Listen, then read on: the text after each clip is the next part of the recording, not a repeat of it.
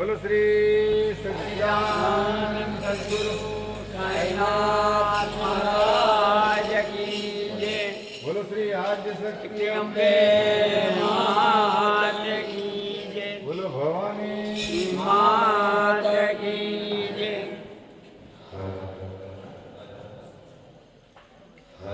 શ્રી સચ્ચિદાનંદ સદગુરુ સાઈનાથ મહારાજ કી જય. બોલો સાઈ બાબા કી જય. બાબા કી જય. બાબા કી જય. હે મારા કયા બાબા.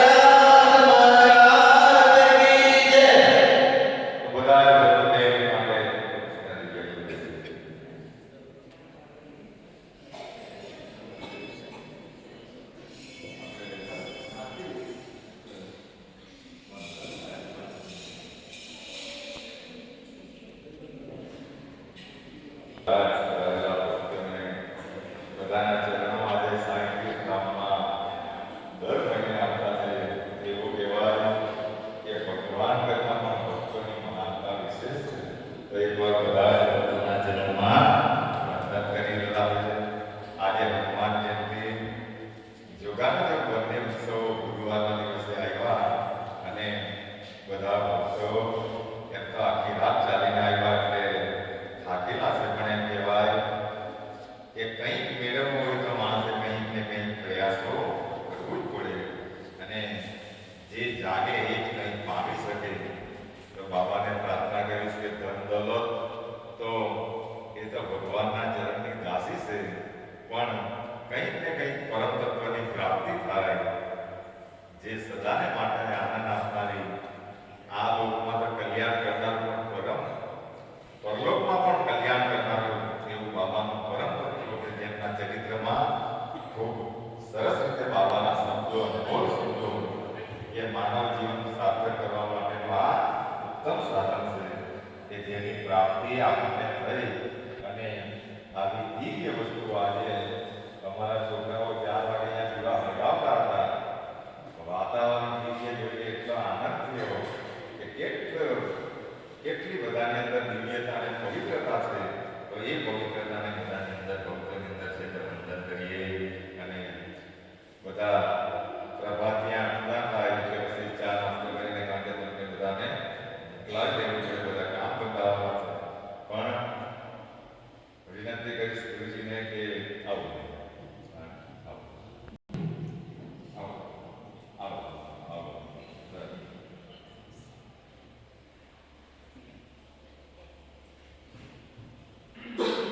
જે બસનો ડ્રાઈવર સારો હતો ને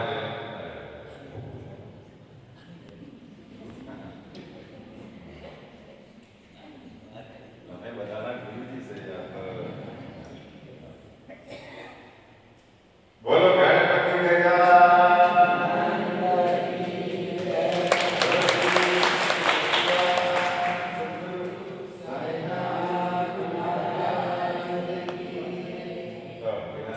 અમને બધા જ ભક્તોને દર અમાસ યાદ